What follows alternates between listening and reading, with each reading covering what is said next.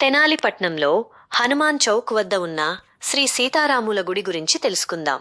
ఇక్కడ ఉగాది నుండి శ్రీరామనవమి వరకు 9 రోజుల పాటు జరిగే వేడుకలను శ్రీరామనవమి వసంతోత్సవాలు అంటారు. ఈ ఉత్సవాలు చైత్రశుద్ధ పాడ్యమి నుండి చైత్రశుద్ధ నవమి వరకు జరుగుతాయి. ఈ 9 రోజులు శ్రీ సీతారామాలయంలో ఎన్నో విశేష కార్యక్రమాలు నిర్వహిస్తారు. ఉగాది రోజున శ్రీరామునికి ప్రత్యేక పూజలు చేస్తారు. ఆలయాన్ని అందంగా అలంకరిస్తారు మరియు భక్తులకు ఉగాది పచ్చడిని పంచుతారు.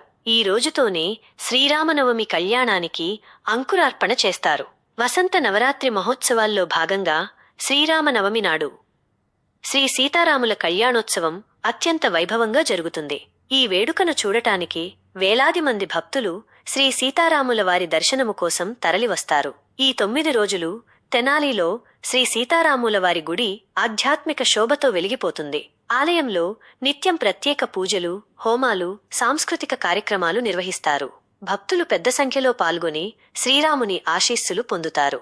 చివరగా ఈ సీతారామాలయం యొక్క ప్రత్యేకత ఏమిటి అంటే, శ్రీరామనవమి రోజున శ్రీ సీతారాముల కళ్యాణము జరిగిన తరువాత విచ్చేసిన భక్తులందరికీ స్వామివారికి అలంకరించిన ముత్యాలు మరియు స్వామివారి లడ్డు ప్రసాదం ఉచితంగా ఇవ్వబడుతుంది. ఈ సంప్రదాయం గడిచిన 92 సంవత్సరాలుగా ఆనవాయితీగా వస్తుంది. భక్తులందరూ ఈ సదవకాశాన్ని వినియోగించుకుని స్వామివారి లడ్డు ప్రసాదము మరియు ముత్యాలు స్వీకరించి శ్రీరామనవమి రోజు స్వామివారి కృపకు పాత్రులు కాగలరు. ఇట్లు శ్రీ సీతారామ మందిరం నిర్వహణ సేవా సంఘం, హనుమాన్ చౌక్, తెనాలి.